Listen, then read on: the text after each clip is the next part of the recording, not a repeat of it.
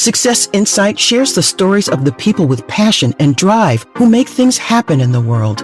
Here's your host, Howard Fox. Hello, everybody, and welcome back to another episode of the Success Insight podcast. Our guest today is Dr. Linda Seger. Linda is an internationally known author, keynote speaker, and seminar leader on spirituality. She's the author of numerous books on spirituality, including her newest book, Jesus Rode a Donkey, Why Millions of Christians Are Democrats. Now, just give you a little more background about Linda. She began her business in Hollywood based on her doctoral dissertation. She's also a screenwriting and story coach, screenplay consultant, copyright expert witness, and an international speaker as well. And she has written many books on script writing too.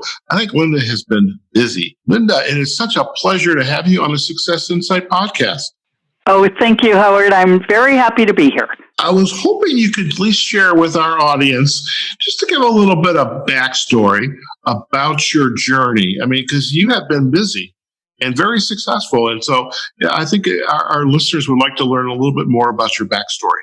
I have a very unusual background because I came out of drama and theater, and then I got interested in theology, and I ended up going to seminary. So I was actually in seminary for 5 years, and I got a very unusual degree in drama and theology. I often called it the least marketable degree you could ever get. That's right next to psychology. Yeah, it's like nobody knows what to do with you. The drama people are suspicious of the religion side, and the religious people think you must be outrageous because of your drama side. But I built my career in the film industry, and I've been doing that since 1979. But I wanted to keep going with my spiritual theological side. So I have written 6 of the spiritual books, most recently this one on politics and religion, Jesus Rode a Donkey. And when you wrote these books on the spirituality, what was I can understand why you would want to do that. It's part of your background and your history and your journey. Where was the inkling to write this new book, Jesus Rode a Donkey? I mean, tell us a little bit about that. Yes, yeah. What happened in 2006, my agent submitted a proposal to a publisher, and they called my agent and said, we don't want this proposal, but we are interested in someone to write a book about politics and religion from the Christian Democrat viewpoint. They knew I was Christian, they knew I had a theology background, and they knew that I was an experienced writer, and they checked to make sure I was a Democrat, and I said, yes, I am. And so they asked me to write this book. I got fascinated with the subject of this relationship of politics and religion, did the first edition in 2006, and then have continually updated it. So this is the 5th edition, which is the 2020 edition.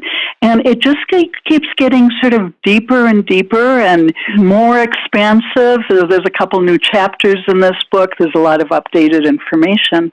But it's really expanded me as a writer and in my interest. As I sit as an observer, both as a podcaster, as a coach, as a entrepreneur, and I read a lot. I like to stay informed.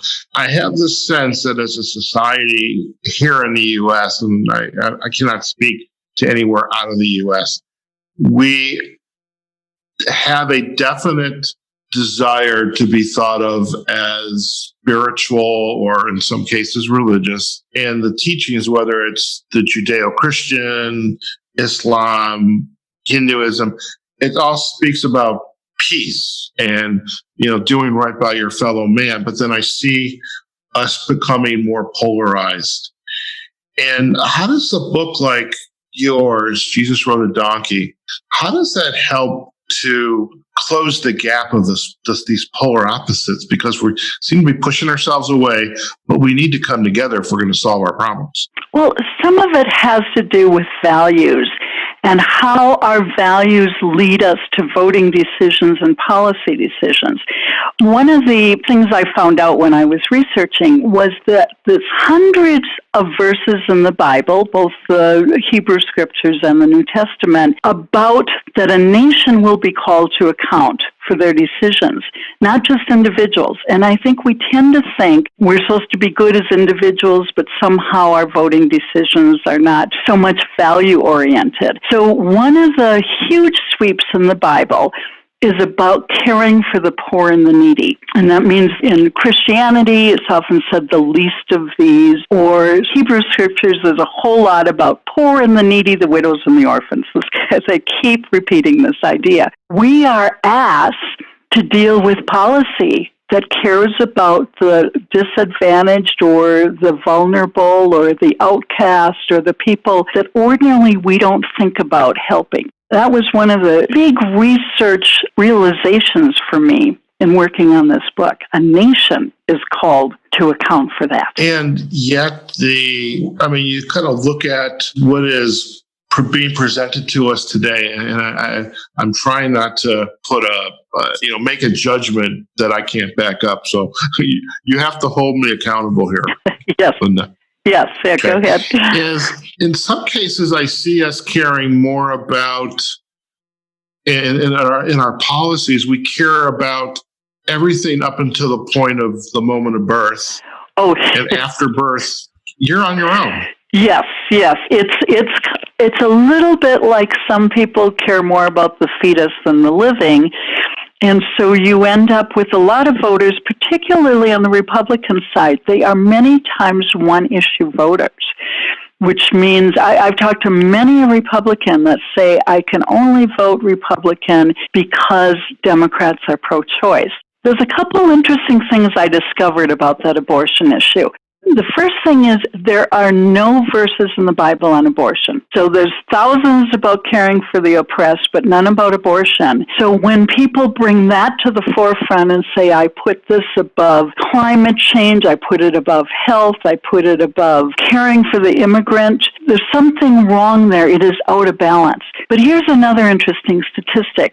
There are fewer abortions under pro-choice presidents and Congress than under pro-life or, the anti-abortion forces. And if my goal is to have fewer abortions, it's better to vote for the Democrat because they really have policies to say, how do we reduce abortions? How do we make sure there's contraceptives available? How do we take care of somebody's health, including somebody who says, I just am not ready for children, or I can't handle it, knowing that the Republican policies are not going to help out, as you say, after birth. You're not going to have the social programs to help when you say, I just can't handle this. I need help.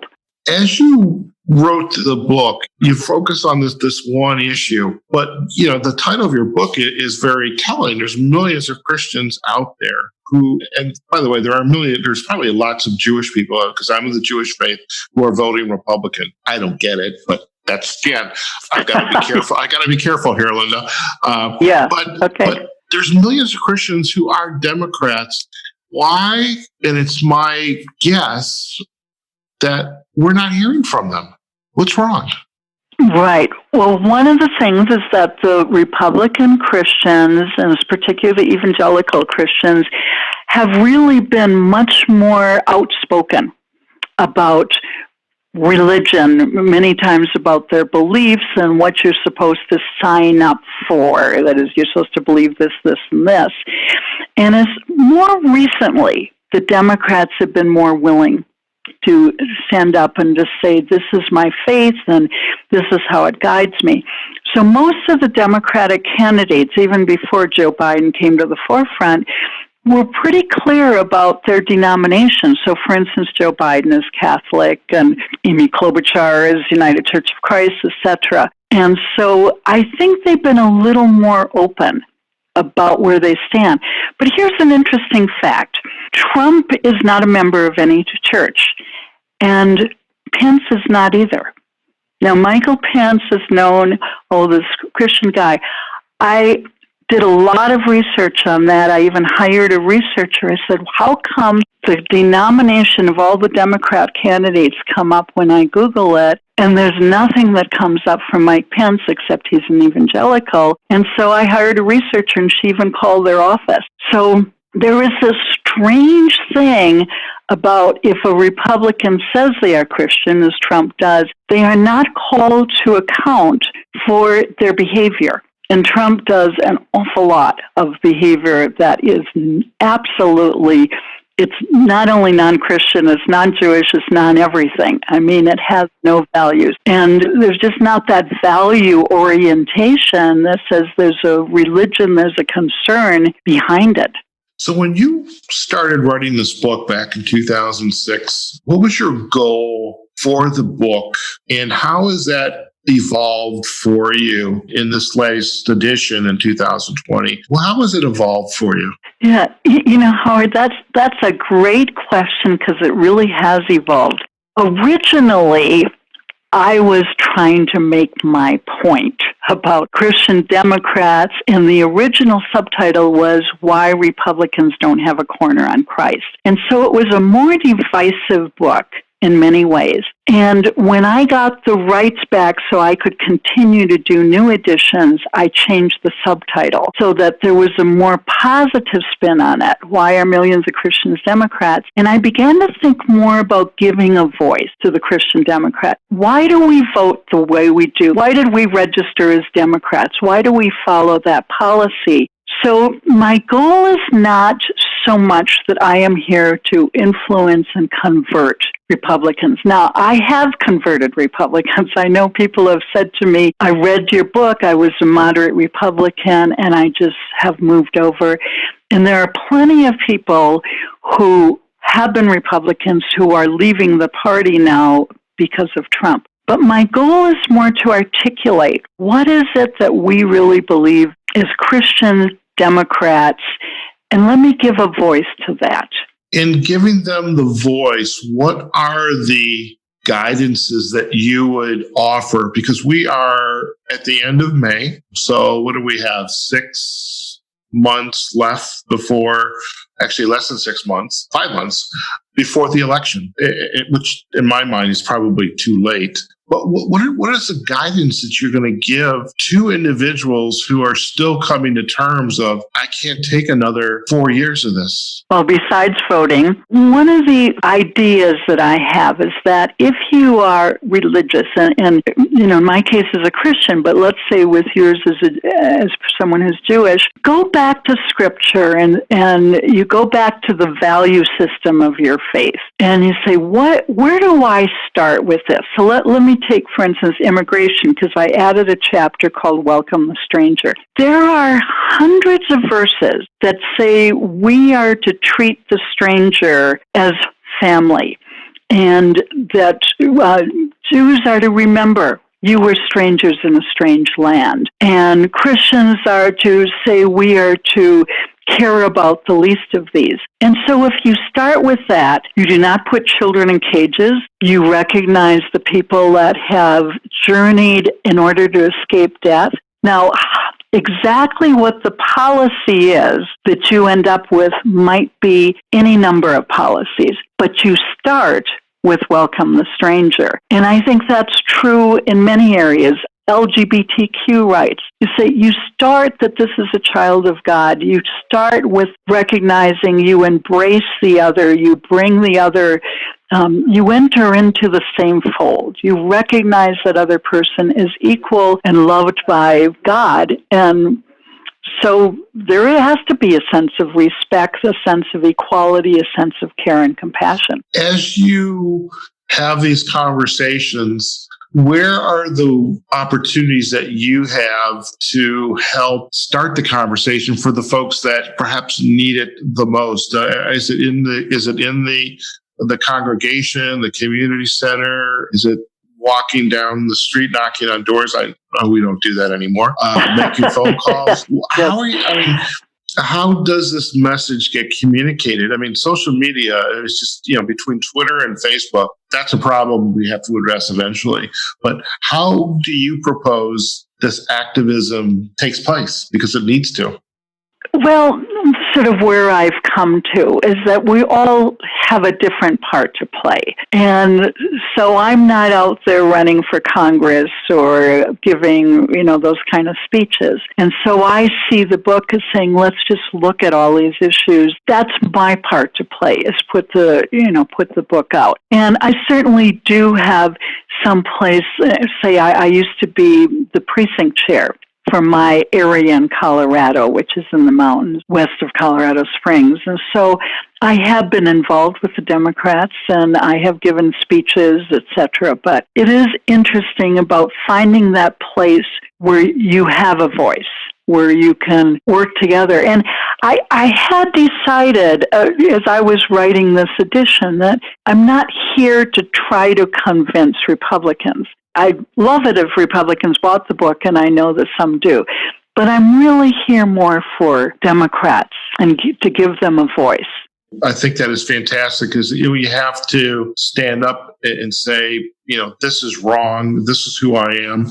And as you had shared, really ensuring that your values system is in place and you're aware of it, that you have values and you can communicate those. It's interesting with the concepts in your book and the fact that we are in the middle of this global health pandemic. And the first place, again, not to pick on number 45, okay? Yes. But, we've got to open the churches, the synagogues, the mosques. In the Jewish faith, you do no harm to the community.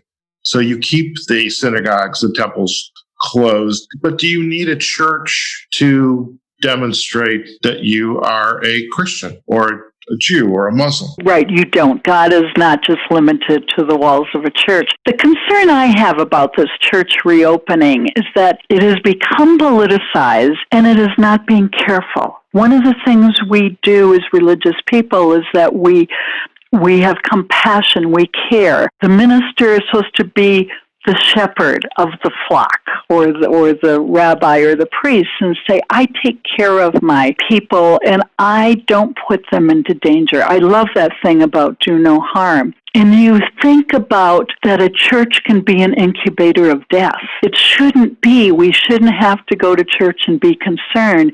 But in Christian churches, you sing and your little droplets go off to everybody around you. In these churches that have insisted on opening for political reasons, and then such as at Easter and last weekend, and I say some of the super spreaders have been because of 2 funerals and the choir. There was a choir on March 10th in the state of Washington, 60-person choir.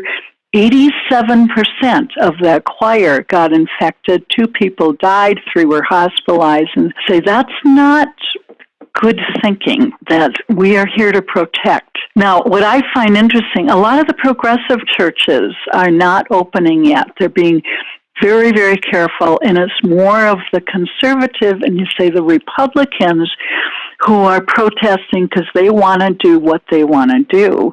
And they're not thinking of public health. They're not thinking of their neighbor. They're not thinking of that other person.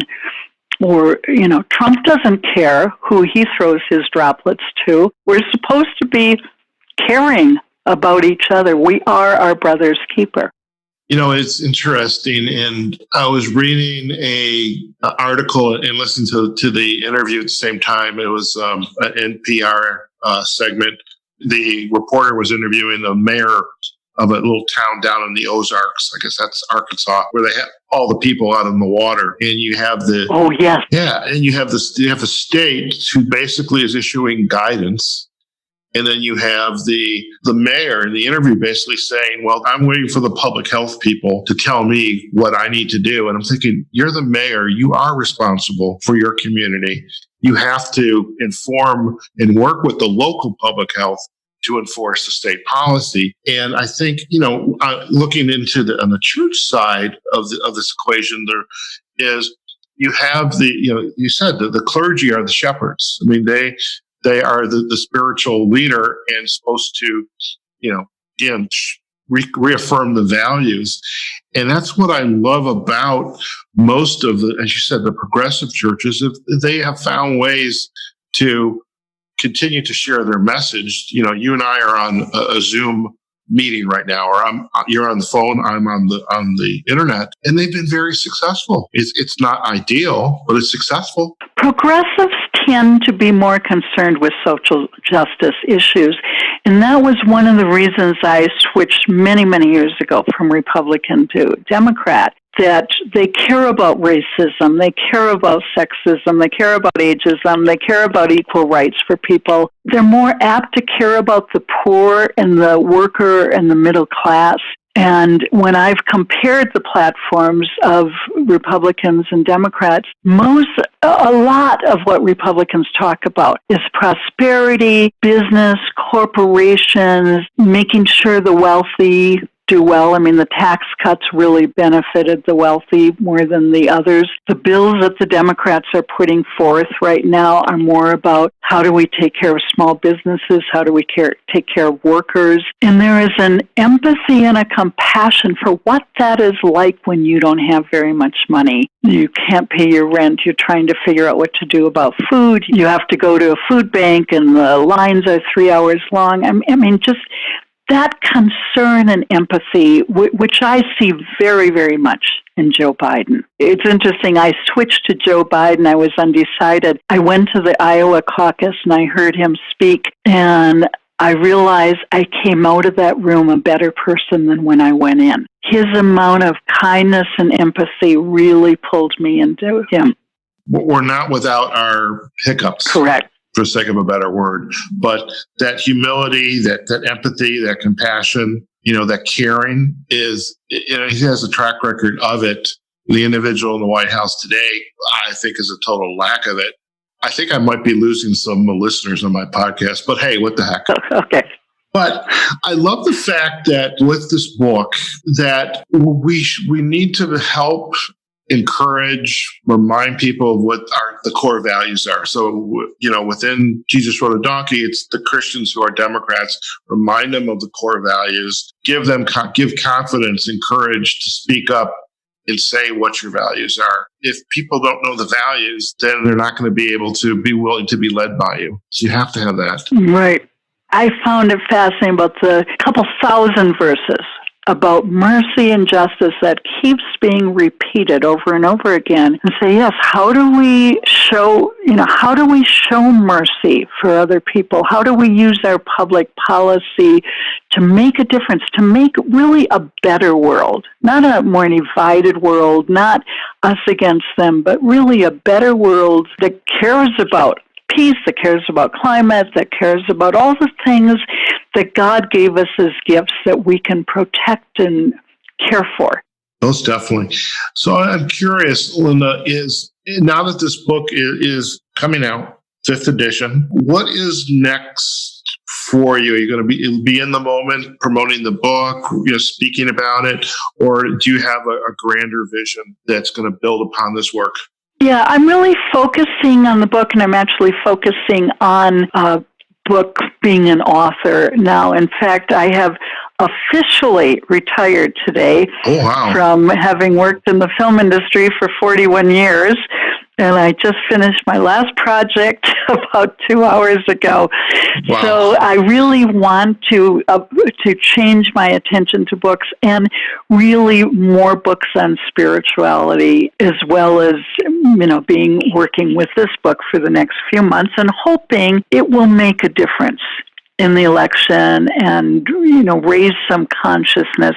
People who say I'm really looking at these issues carefully say yes, because this is an extremely important election. And people who have values, I really don't understand how people can support Trump. I think Christian Democrats just look at other Christian Republicans and say, I don't understand it. how can somebody who lies every day and somebody who is prideful and somebody who just does mean, nasty things daily, how could anyone think that that shows anything to do with values and religion? In some ways, I think of it almost as fear, because if I risk changing to another belief, whatever that is, and going back to some core values, we're thinking about them. But I think there's fear of change and how that might affect them and how they might be seen by others. So it's perhaps safest to continue to go down that rabbit hole. Who knows? But isn't it interesting that religion in some ways is counterintuitive? That we fear, and religion says, fear not. Religion says, get over it. We have to be, they talk about religiousness, a new life or a new awakening or a new realization. And it says it takes us in places that we ordinarily would not go if we did not have a spiritual life. And so we overcome those things to say, I'm supposed to be afraid of that other person. And you say, wait a minute, it's my religion that's going to help me think differently about this. And whether that other person is another race or whether they're another religion or whatever they are, is say we have to find that spirit inside of ourselves, allow that spirit to be working in us, that we can do things that we couldn't do if we weren't spiritual. Sure.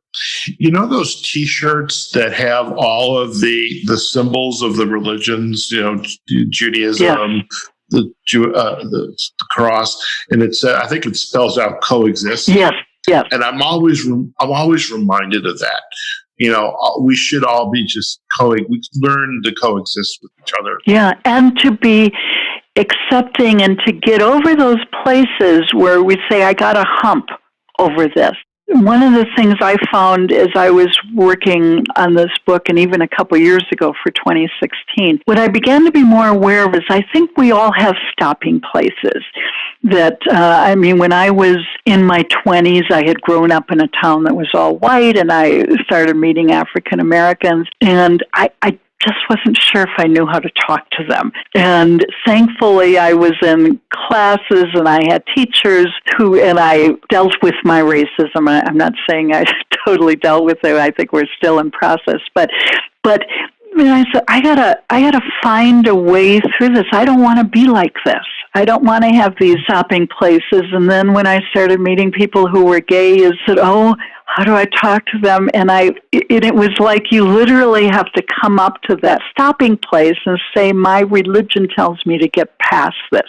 Do not let this to be a barrier. And in 2016 was the first time I started meeting people who were transgender. And I found myself doing that same thing. I said, that's my stopping place. Get over it, because my religion tells me not to allow this to be a barrier between anyone. One of my favorite sayings is, nothing human is foreign to me, and as opposed to nothing foreign is human to me. And so we tend to think nothing foreign, anything that's different is not quite human, is not quite equal to me, and say, get over it so that nothing human, anything that is human, it is part of something to be embraced and cared for and to see as equal and equally respectful. And also to seek to understand and to ask questions for understanding. Yep, and talk to people about it. If you're not sure, is go and talk to somebody and let that person educate you and change you. One of the things was someone like Trump. I actually did a study of him as the fool. He actually fits the 21 qualities in the Bible of what a fool is. But one of the things is a fool does not take instruction. They never turn, they never change, they never transform. They will not allow other people to affect and influence them. And one of the things I have about Trump at times is to say every social movement of the last 50 years has passed him by. It doesn't seem to have influenced him. Whereas the rest of us have been influenced by the civil rights movement and by the women's movement and Native American movement. I mean, all these movements have changed the fabric of society. And most of us said, I couldn't resist the change. I had to listen. I had to try to change my attitude. And then there's people where you say, where have you been? Like the winds of change. How come they didn't affect you? We're always going to have those challenges, no matter the topic, no matter the belief system. We're going to be faced with it. And that moment when we're at the precipice, by having the open mind and the mindset of openness to understand and to, lean into that discomfort, so to speak, is what helps us grow and evolve. Yeah, and we hope that we allow ourselves to do that and to also recognize, that's part of what religion is supposed to, when people talk about you mature in your faith, and you said you hope you keep growing and evolving and becoming better people, letting those values impact you and saying, I got to keep changing my heart. It might be hard and a struggle, but, we keep having some light there in ahead on the path and say, I go to the light, I don't go to the darkness. And if somebody pulls me in the darkness, I resist it and say, I don't want to go there. Sure. Now, Linda, I want to make sure we identify all of your social sites and the places to go to get more information about you and your work. But before we do that, leave this conversation, is there a parting thought, or what we like to call it in the podcast, an insight to go, that you would want to leave with our listening community about your work, or some insight about how do we continue to address the challenges that we are facing and the lessons that you can impart? One of the things I've been doing in the last year or two has been about saying yes. Yes to opportunities. So when I was asked to originally write Jesus Rode a Donkey, I thought, am I capable of doing this? And yet the opportunity is there. We say yes. We allow doors to open. We say yes to being changed and transformed. We don't shut doors. We open doors. Just keep saying yes. I love it. Thank you so much. And before we do head out, where are the best places for our listeners to go if they would like to learn more about you and your work? They can go to JesusRodeADonkey.com, which is about the Jesus Rode a Donkey book. They can also go to my website of lindaseger.com, and that's Seger, lindaseger.com. And if they want to look at writing books, or they can press the link for spiritual books, and there's blogs and there's photos and all sorts of things. And there's also all the information. I'm on Instagram and Twitter and Facebook, and all of that will be on those sites, JesusRodeADonkey.com and lindaseger.com. Fantastic. We will most definitely will provide the backlinks in our show notes to lindaseger.com, JesusRodeADonkey.com, as well as your social sites. So, Linda, it's been an absolute pleasure to, for me, I have to admit, I'm a little out of my comfort zone here. You did great. Thank you for holding my hand. Yep. But I think it was a great conversation, and there's just so much at stake right now. And we have to really delve back into what our core values are and beliefs. And as you said, say yes to opportunities, experiences, people. Look for the openings, look for opportunities to grow and evolve. And too much at stake. So, Linda, thank you again for taking the time out of your day, and congratulations on your retirement. I feel very proud, grateful. There's another word in there. Thank you so much for allowing me to be your first post-retirement activity. I appreciate that. Yes. Thank you, Howard. This was very, very enjoyable.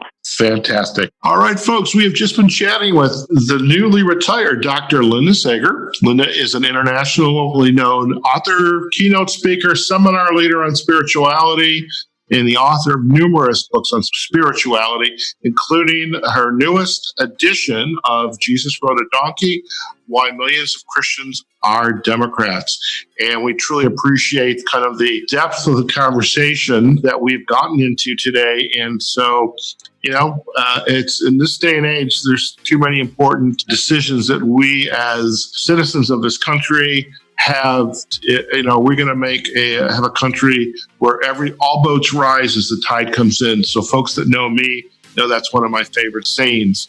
All boats rise as the tide comes in, because we're all in this together. We are definitely going to provide some backlinks to Linda's websites, JesusRodeADonkey.com, LindaSeger.com, as well as to her social site. So folks, wherever you are, whatever you're doing, go out there, have a phenomenal day, practice social distancing, wear your mask, keep your hand sanitizer close by, and be the person you want everybody else to be, okay? So have a fantastic day, and we'll see you on the next episode of the Success Insight Podcast. Take care now. Success Insight is a production of Fox Coaching and First Story Strategies. Find us online, successinsightpodcast.com.